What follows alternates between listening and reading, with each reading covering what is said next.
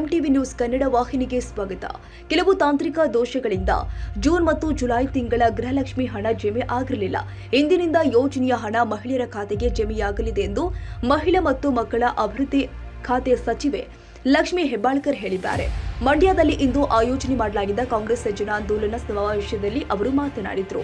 ನಿನ್ನೆ ನಡೆದ ಕಾರ್ಯಕ್ರಮವೊಂದರಲ್ಲಿ ಡಿಸಿಎಂ ಡಿಕೆ ಶಿವಕುಮಾರ್ ಭಾಷಣ ಮಾಡುವಾಗ ಮಹಿಳೆಯರು ಗೃಹಲಕ್ಷ್ಮಿ ಹಣ ಬಂದಿಲ್ಲ ಅಂತ ಹೇಳಿದ್ರು. ಹೌದು, ತಾಂತ್ರಿಕ ಕಾರಣದಿಂದ ಹಣ ಬಂದಿರಲಿಲ್ಲ. ಆದರೆ ಇಂದಿನಿಂದ ಜೂನ್ ಮತ್ತು ಜುಲೈ ತಿಂಗಳ ಹಣ ಜಮೆಯಾಗುತ್ತೆ. ಕಾಂಗ್ರೆಸ್ ಪಕ್ಷ ನುಡಿದಂತೆ ನಡೆಯುವ ಪಕ್ಷ. ನಮಗೆ ಸಿಕ್ಕ ಅಧಿಕಾರದಲ್ಲಿ ಜನರಿಗೆ ಒಳ್ಳೆಯದು ಮಾಡ್ತೀವಿ. ಬರಗಾಲದಲ್ಲಿ ಪರಿಹಾರ ಕೊಡಲು ಕೇಂದ್ರ ಬಿಜೆಪಿ ಸರ್ಕಾರಕ್ಕೆ ಮನಸ್ಸಿಲ್ಲ. ಆದರೆ ಬಿಜೆಪಿ ಭ್ರಷ್ಟಾಚಾರ ಸರ್ಕಾರ ಬಂಡವಾಳ ಶಾಹಿಗಳ 16 ಲಕ್ಷ ಕೋಟಿ ಸಾಲ ಮನ್ನಾ ಮಾಡಿದೆ ಎಂದರು. ಮೂಡ ಅವ್ಯವಹಾರದ ಸಂಬಂಧ ಸಿಎಂ ಸಿದ್ದರಾಮಯ್ಯ ರಾಜೀನಾಮೆಗೆ ಆಗ್ರಹಿಸಿ ಪ್ರತಿಪಕ್ಷ ಬಿಜೆಪಿ ಜೆಡಿಎಸ್ ಮಾಡ್ತಾ ಇರುವ ಮೈಸೂರು ಚಲೋ ಪಾದಯಾತ್ರೆಗೆ ಪ್ರತಿಕ್ರಿಯಿಸಿ ಭ್ರಷ್ಟಾಚಾರದ ಬ್ರಹ್ಮಾಂಡವನ್ನೇ ತನ್ನ ಗರ್ಭದಲ್ಲಿ ಇಟ್ಟುಕೊಂಡಿರುವ ಇವೆರಡು ಪಕ್ಷಗಳು ಪಾದಯಾತ್ರೆ ಮಾಡುವ ನೈತಿಕತೆಯನ್ನ ಕಳೆದುಕೊಂಡಿದೆ. ಅಧಿಕಾರ ದಾಹದಿಂದ ಮೂಡದಂತಹ ಪಿತೂರಿಯನ್ನ ಮಾಡ್ತಿದ್ದಾರೆ. ರಾಜ್ಯದ ಜನ ಬಿಜೆಪಿ ಆಡಳಿತವನ್ನ ಈ ಹಿಂದೆ ಕಂಡಿದ್ದಾರೆ. ಕಾಂಗ್ರೆಸ್ ಜೆಡಿಎಸ್ ಮೈತ್ರಿ ಸರ್ಕಾರ ಕೆಡವಿದ ಬಿಜೆಪಿ ಜೊತೆ ಕುಮಾರಣ್ಣ ಇದೀಗ ಅನ್ಯೋನ್ಯವಾಗಿದ್ದಾರೆ. ಜನ ಮೂರ್ಖರಲ್ಲ, ಎಲ್ಲವನ್ನು ಕೂಡ ನೋಡ್ತಿದ್ದಾರೆ ಎಂದರು. ಇದೇ ವೇಳೆ ಕೇಂದ್ರ ಸರ್ಕಾರದ ವಿರುದ್ಧವೂ ಕೂಡ ವಾಗ್ದಾಳಿ ಮಾಡಿದ ಸಚಿವೆ, ಇತ್ತೀಚೆಗೆ ಮಂಡಿಸಲಾದ ಕೇಂದ್ರ ಬಜೆಟ್ನಲ್ಲಿ ಕರ್ನಾಟಕಕ್ಕೆ ಸಿಕ್ಕಿದ್ದು ಶೂನ್ಯ. ರಾಜ್ಯಕ್ಕೆ ಕೇಂದ್ರ ಬಿಜೆಪಿ ಸರ್ಕಾರದಿಂದ ಅನ್ಯಾಯವಾಗಿದೆ.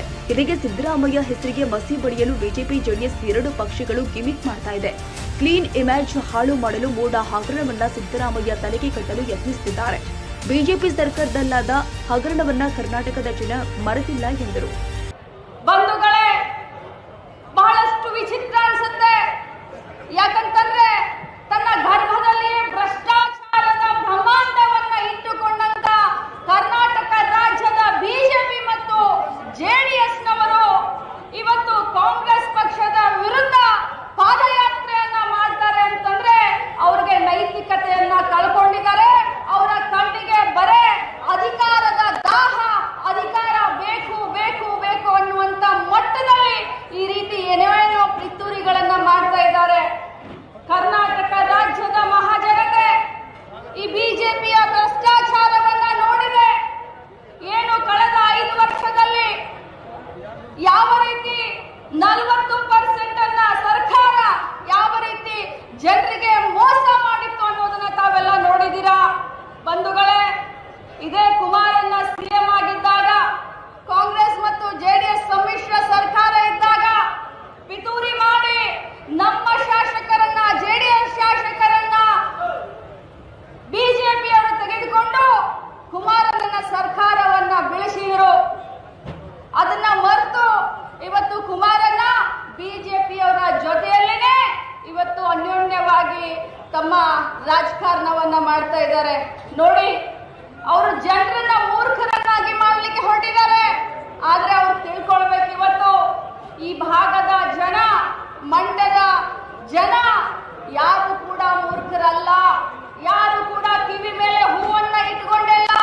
ಪ್ರತಿಯೊಬ್ಬರಿಗೂ ಇವತ್ತು ರಾಜಕಾರಣದ ಆಗು ಹೋಗುಗಳ ಬಗ್ಗೆ ಅರಿವಿದೆ.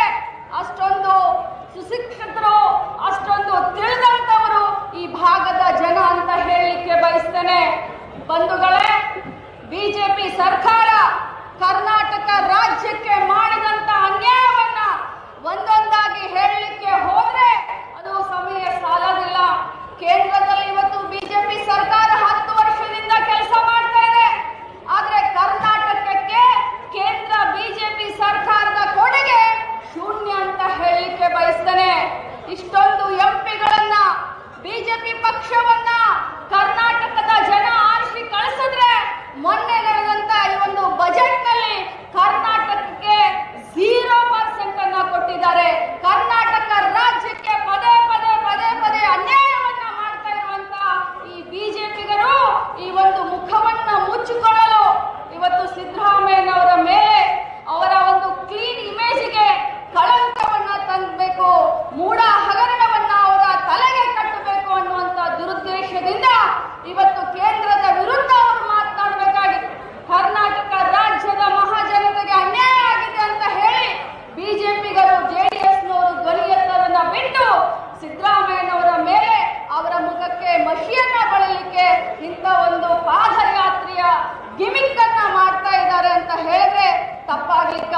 ಆಗೋದಿಲ್ಲ.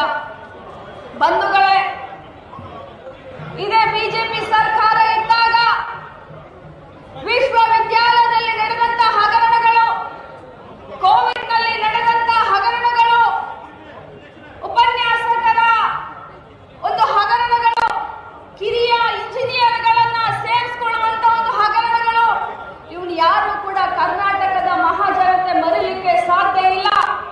ಅವತ್ತು ವಿಧಾನ ಪರಿಷತ್ನಲ್ಲಿ ಇದೇ ಯಡಿಯೂರಪ್ಪಜಿಯವರು ಕುಮಾರಸ್ವಾಮಿಯವರ ಕುಟುಂಬ, ದೇವೇಗೌಡರ ಕುಟುಂಬ ಮೂಡಾದಲ್ಲಿ ಹಗರಣ ಮಾಡಿದೆ ಅಂತ ಹೇಳಿದ್ದು ಇವತ್ತಿಗೂ ಕೂಡ ಕರ್ನಾಟಕ ವಿಧಾನ ಪರಿಷತ್ನಲ್ಲಿ ದಾಖಲೆ ಸಮೇತ ಸಿಕ್ಕುತ್ತೆ.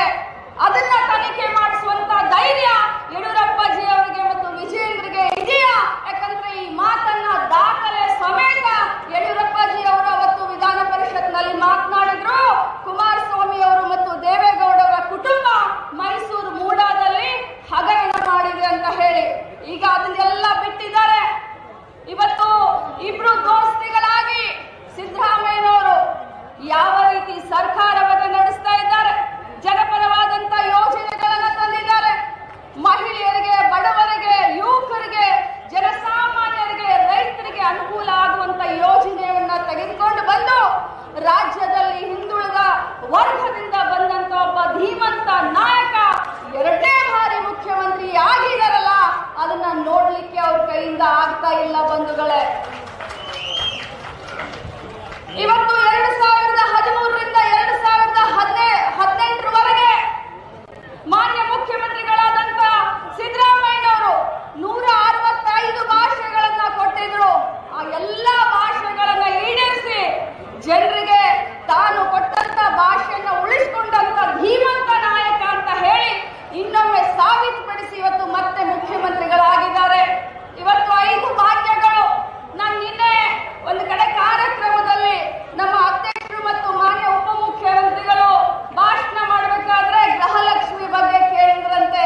ಅವಾಗ ಮಹಿಳೆಯರು 2 ತಿಂಗಳು ಬಂದಲ್ಲ ಅಂತ ಹೇಳಿದ್ರಂತೆ.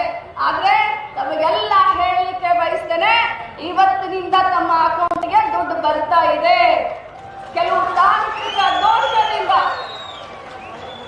ತಾಂತ್ರಿಕ ದೋಷದಿಂದ ಜೂನ್ ಮತ್ತು ಜುಲೈ ದುಡ್ಡು ತಮಗೆ ಹಾಕ್ಲಿಕ್ಕೆ ಆಗಿರ್ಲಿಲ್ಲ.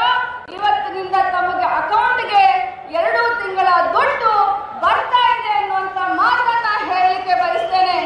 ನಾವು ಕಾಂಗ್ರೆಸ್ ಪಕ್ಷದವರು, ನಾವು ಏನು ಮಾತನಾಡ್ತೀವಿ ಆ ರೀತಿ ನಡೀತೀವಿ. ನುಡಿದಂತೆ ನಡೆಯುವಂತ ಸರ್ಕಾರ ಮತ್ತು ನಾಯಕರು ಅಂದ್ರೆ ಅದು ಕಾಂಗ್ರೆಸ್ ಪಕ್ಷದವರು. ಬಂಧುಗಳೇ, ತಾವೆಲ್ಲ ಅರ್ಥ ಮಾಡ್ಕೊಳ್ಬೇಕು. ನಾವು ನಿಸ್ವಾರ್ಥತೆಯಿಂದ ರಾಜಕಾರಣವನ್ನ ಮಾಡೋದು. ಅಧಿಕಾರ ಜನ ನಮಗೆ ಕೊಟ್ಟಂತ ಸಂದರ್ಭದಲ್ಲಿ ಆ ಅಧಿಕಾರದಿಂದ 4 ಜನರಿಗೆ ಒಳ್ಳೇದಾಗಬೇಕು ಅನ್ನುವಂತ ಭಾವನೆಯನ್ನ ಇಟ್ಕೊಂಡು ಇವತ್ತು ಕಾಂಗ್ರೆಸ್ ಪಕ್ಷ ಅಧಿಕಾರ ಭಾರವನ್ನ ನಿರ್ವಹಣೆ ಮಾಡ್ತಾ ಇದೆ. ಮುಂಚೆ ಬ್ಯಾಂಕ್ ಅನ್ನ ರಾಷ್ಟ್ರೀಕರಣ ಮಾಡಿ ಬಡವರ ಮನೆ ಬಾಗಿಲಿಗೆ ಸಾಲ ಮೇಳ ಮಾಡಿ ಬಡವರು ಆರ್ಥಿಕವಾಗಿ ಸಮೃದ್ಧಿಯಾಗಲಿ ಅಂತ ಹೇಳಿ ಬಡವರ ಮನೆ ಬಾಗಿಲಿಗೆ ಬ್ಯಾಂಕ್ ಅನ್ನ ತೆಗೆದುಕೊಂಡು ಹೋದಂತವ್ರು ಯಾರಾದ್ರೂ ಇದ್ರೆ ಅದು ನಮ್ಮ ದಿವಂಗತ ಪ್ರಧಾನಮಂತ್ರಿ ಇಂದಿರಾ ಗಾಂಧಿ ಮತ್ತು ಕಾಂಗ್ರೆಸ್ ಪಕ್ಷದ ಚಿಂತನೆ. ಆದ್ರೆ ಇವತ್ತು ಬಂಧುಗಳೇ, ತಾವೆಲ್ಲ ಅರ್ಥ ಮಾಡ್ಕೊಳ್ಬೇಕು. ಅದಕ್ಕೆ ನಾನು ಬಂದ ತಕ್ಷಣ ಹೇಳಿದೆ, ತಾವೆಲ್ಲರೂ ಸುಶಿಕ್ಷಿತರು, ಸುಸಂಸ್ಕೃತರು. ಕಾಂಗ್ರೆಸ್ ಪಕ್ಷದವ್ರು ಹೇಗೆ ಅಂತಂದ್ರೆ ಗಾಂಧೀಜಿಯವರಿದ್ದ ಹಾಗೆ. ಗಾಂಧೀಜಿಯವರು ಹೇಳ್ತಾರೆ, ಈ ಕಪಾಳಿಗೆ ಹೊಡೆದ್ರೆ ಈ ಕಪಾಳಿಗೂ ಹೊಡೆಸ್ಕು ಅಂತ. ಕೆಟ್ಟದ್ದನ್ನ ನೋಡಬೇಡ, ಕೆಟ್ಟದ್ದನ್ನ ಕೇಳಬೇಡ, ಕೆಟ್ಟದ್ದನ್ನ ಮಾತಾಡಬೇಡ. ಅದೇ ನಮಗೆ ಇವತ್ತು ತೊಂದರೆ ಆಗ್ತಾ ಇದೆ ಬಂಧುಗಳೇ. ಯಾಕೆ ಅಂತಂದ್ರೆ ಈ ಬಿಜೆಪಿಯವರು, JDSನವರು ಒಂದು ಸುಳ್ಳನ್ನ 1000 ಬಾರಿ ಹೇಳಿ ಹೇಳಿ ಹೇಳಿ ಸತ್ಯ ಮಾಡ್ಲಿಕ್ಕೆ ಹೊರಟಿದ್ದಾರೆ. ಆದ್ರೆ ಕಾಂಗ್ರೆಸ್ನವರು ಅವರಿವತ್ತು ಬ್ಯಾಂಕ್ಗಳನ್ನ ಖಾಸಗೀಕರಣ ಮಾಡ್ತಾ ಇದ್ದಾರೆ. ಬಿಜೆಪಿಯವರು ನಾವು ರಾಷ್ಟ್ರೀಕರಣ ಮಾಡಿದ್ವಿ, ಬಿಜೆಪಿಯವರು ಇವತ್ತು ಬ್ಯಾಂಕ್ಗಳನ್ನ ಮಾರ್ಕೊಳ್ತಾ ಇದ್ದಾರೆ. ಅದಾನಿಗೆ ಬ್ಯಾಂಕ್ ಕೊಡ್ತಾ ಇದ್ದಾರೆ, ಅಂಬಾನಿಗೆ ಬ್ಯಾಂಕ್ ಕೊಡ್ತಾ ಇದ್ದಾರೆ. ದೇಶದ ಎಲ್ಲ ಆಸ್ತಿಗಳನ್ನ ಕೆಲವು ಬಂಡವಾಳ ಶಾಹಿಗಳ ಕಪಿ ಮುಷ್ಟಿಗೆ ಕೊಡ್ತಾ ಇದ್ದಾರೆ. ತಾವು ಇದ್ರ ಬಗ್ಗೆ ಚಿಂತನೆಯನ್ನ ಮಾಡಬೇಕು ಬಂಧುಗಳೇ. ಇವತ್ತು ಬಡವರಿಗೆ ಬರಗಾಲ ಇದೆ ಸ್ವಾಮಿ, ನಮ್ಮ ರೈತರು ಸಂಕಷ್ಟದಲ್ಲಿದ್ದಾರೆ, ನಮಗೆ ಪರಿಹಾರದ ಹಣವನ್ನ ಕೊಡಿ ಅಂತ ಹೇಳಿದ್ರೆ ನಮಗೆ ಕೇಂದ್ರದವರು ಬಿಜೆಪಿಯವರು ಕೊಡ್ಲಿಲ್ಲ.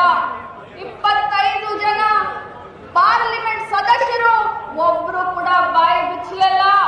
ಅನಿವಾರ್ಯ ಪರಿಸ್ಥಿತಿಯಲ್ಲಿ ನಾವು ಸುಪ್ರೀಂ ಕೋರ್ಟ್ಗೆ ದಾವೆಯನ್ನ ಹೂಡಿ ನಮ್ಮ ಹಕ್ಕಿಗೆ ನಾವು ಹೋರಾಟ ಮಾಡಿ ನಮ್ಮ ಹಕ್ಕಿಗೆ ಬರುವಂತ ದುಡ್ಡನ್ನ ನಾವು ತೆಗೆದುಕೊಂಡು ಬಂದ್ವಿ ಅಂತ ಕೃಷ್ಣ ಬೈರೇಗೌಡ ಸರ್ ಹೇಳಿದ್ರು. ಆದ್ರೆ ಬಂಧುಗಳೇ, ಸುಮಾರು ಈ ದೇಶದಲ್ಲಿ 16 ಲಕ್ಷ ಕೋಟಿ ಹಣವನ್ನ, ಬಂಡವಾಳಶಾಹಿಗಳ ಸಾಲವನ್ನ ಮನ್ನಾ ಯಾರಾದರೂ ಮಾಡಿದ್ರೆ ಅದು ಭ್ರಷ್ಟ ಕೇಂದ್ರ ಬಿಜೆಪಿ ಸರ್ಕಾರ ಅಂತ ಹೇಳಲಿಕ್ಕೆ ಬಯಸ್ತೇನೆ. 16 ಲಕ್ಷ ಕೋಟಿ. ಯಾಕೆ ಕರ್ನಾಟಕದಲ್ಲಿ ಬರಗಾಲ ಇದ್ರೆ ನಿಮಗೆ ದುಡ್ಡು ಕೊಡ್ಲಿಕ್ಕೆ ಮನಸ್ಸಾಗಲಿಲ್ಲ, ಆದ್ರೆ ಕೆಲವು ಬಂಡವಾಳಶಾಹಿಗಳ 16 ಲಕ್ಷ ಕೋಟಿ ಸಾಲವನ್ನ ನೀವು ಮನ್ನಾ ಮಾಡ್ತೀರಿ ಅಂತಂದ್ರೆ ತಮ್ಮ ದ್ವಂದ್ವ ನಿಲುವು ಯಾವ ರೀತಿ ಇದೆ? ಕಾಂಗ್ರೆಸ್ ಪಕ್ಷದ ಸರ್ಕಾರ ಕರ್ನಾಟಕದಲ್ಲಿದೆ. ಈ ಸರ್ಕಾರಕ್ಕೆ ಬಿಡಿಗಾಸಿನ ಸಹಾಯ ಮಾಡಬಾರದು ಅನ್ನೋದು ತಮ್ಮ ಮನಸ್ಸು, ಬಿಜೆಪಿಗರ ಮನಸ್ಸು. ಆದ್ರೆ ಬಂಧುಗಳೇ, ವಿಚಾರ ಮಾಡಿ, ಇವತ್ತು ಮಂಡ್ಯ ಬೆಳೆದ್ರೆ ಕರ್ನಾಟಕ ಬೆಳೆಯುತ್ತೆ, ಕರ್ನಾಟಕ ಬೆಳೆದ್ರೆ ಭಾರತ ದೇಶ ಬೆಳೆಯುತ್ತೆ. ಮಂಡ್ಯ ಬಿಟ್ಟು ಕರ್ನಾಟಕ ಇಲ್ಲ, ಕರ್ನಾಟಕ ಬಿಟ್ಟು ಭಾರತ ದೇಶವಿಲ್ಲ. ಆದ್ರೆ ಬಿಜೆಪಿಗರಿಗೆ ಇದು ಬೇಕಾಗಿಲ್ಲ. ಬಿಜೆಪಿಗರಿಗೆ, ಜೆಡಿಎಸ್ಗೆ ಇದು ಬೇಕಾಗಿಲ್ಲ. ನಾನಿವತ್ತು ತಮ್ಮ ಮುಖಾಂತರ ಕುಮಾರಸ್ವಾಮಿ ಅಣ್ಣನವರಿಗೆ ಬಹಳ ಗೌರವವನ್ನ ಕೊಡ್ತೀನಿ. ಒಂದು ಪ್ರಶ್ನೆಯನ್ನ ಕೇಳಲಿಕ್ಕೆ ಬಯಸ್ತೇನೆ. ನಾನು ಒಬ್ಬ ಹೆಣ್ಮಗಳು, ಈ ರಾಜ್ಯದಲ್ಲಿ ಮಹಿಳಾ ಮತ್ತು ಮಕ್ಕಳ ಕಲ್ಯಾಣ ಸಚಿವೆಯಾಗಿ ಸೇವೆಯನ್ನ ಸಲ್ಲಿಸ್ತಾ ಇರುವಂತ ಸಂದರ್ಭದಲ್ಲಿ ಮೊನ್ನೆ ತಾವು ಒಂದು ಮಾತನ್ನ ಆಡಿದ್ರಿ ಕುಮಾರಸ್ವಾಮಿ ಅಣ್ಣನವರೇ. ಪ್ರೀತಂ ಗೌಡ ಅವರನ್ನ ಪಕ್ಕದಲ್ಲಿ ಕೂರಿಸ್ಕೊಂಡು ನನ್ನನ್ನ ಮೀಟಿಂಗ್ ಕರೆಸ್ತಾರೆ. ಪೆನ್ ಡ್ರೈವ್ ಅನ್ನ ಹಂಚಿದ್ದು ಇದೆ ಪ್ರೀತಂ ಗೌಡ. ಬಿಜೆಪಿಯ ಪದಯಾತ್ರೆಗೆ ನಾನು ಸಪೋರ್ಟ್ ಮಾಡೋದಿಲ್ಲ. ಯಾಕಂತಂದ್ರೆ ದೇವೇಗೌಡರ ಕುಟುಂಬಕ್ಕೆ ಪ್ರೀತಂ ಗೌಡ ಪೆನ್ ಡ್ರೈವ್ ಅನ್ನ ಹಂಚಿ ವಿಷಯ ಎತ್ತಿದ್ದಾನೆ ಅಂತ ತಾವು ಹೇಳಿದ್ರೆ ತಾವೇ ಒಪ್ಪಿಕೊಂಡ್ರಲ್ಲ ಕುಮಾರಸ್ವಾಮಿ ಅಣ್ಣ, ತಾವೇ ಒಪ್ಪಿಕೊಂಡ್ರಲ್ಲ ಪೆನ್ ಡ್ರೈವ್ ನ ಕಥೆಯನ್ನ. ಒಬ್ಬ ಮಹಿಳೆಯಾಗಿ ನನ್ನ ರಕ್ತ ಇವತ್ತು ಕುದಿಯುತ್ತೆ. ದೇವೇಗೌಡರ ಕುಟುಂಬಕ್ಕೆ ವಿಷ ಅಂತ ಹೇಳ್ತೀರಾ, ಆದ್ರೆ ಆ 300-400 ಮಹಿಳೆಯರ ಕುಟುಂಬಕ್ಕೆ ಅಮೃತವನ್ನ ಎಳೆದಿದ್ದೀರೇನೋ ನೀವು.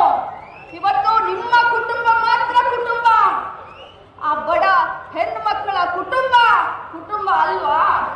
ಅವರು ಯಾರ್ದೋ ತಾಯಿ, ಯಾರ್ದೋ ಅಕ್ಕ, ಯಾರ್ದೋ ತಂಗಿ ಅಂತವರ ಕುಟುಂಬವನ್ನ ಇವತ್ತು ಬೀದಿ ಪಾಲು ಮಾಡಕ್ಕೆ ನಿಮಗೆ ನಾಚಿಕೆ ಆಗ್ತಾ ಇಲ್ಲ.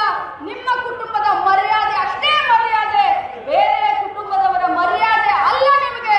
ನೀವೊಬ್ರು ರಾಜಕಾರಣಿಯಾಗಿ ಸಮಾಜಕಾರಣಿ ಆಗ್ಲಿಕ್ಕೆ ನಿಮಗೆ ಏನು ನೈತಿಕತೆ ಇದೆ ಅಂತ ಕೇಳಲಿಕ್ಕೆ ನಾನು ಬಯಸ್ತೀನಿ. ಇವತ್ತು ಬಂಧುಗಳೇ, ಇವತ್ತು ಸಿದ್ದರಾಮಯ್ಯನವರು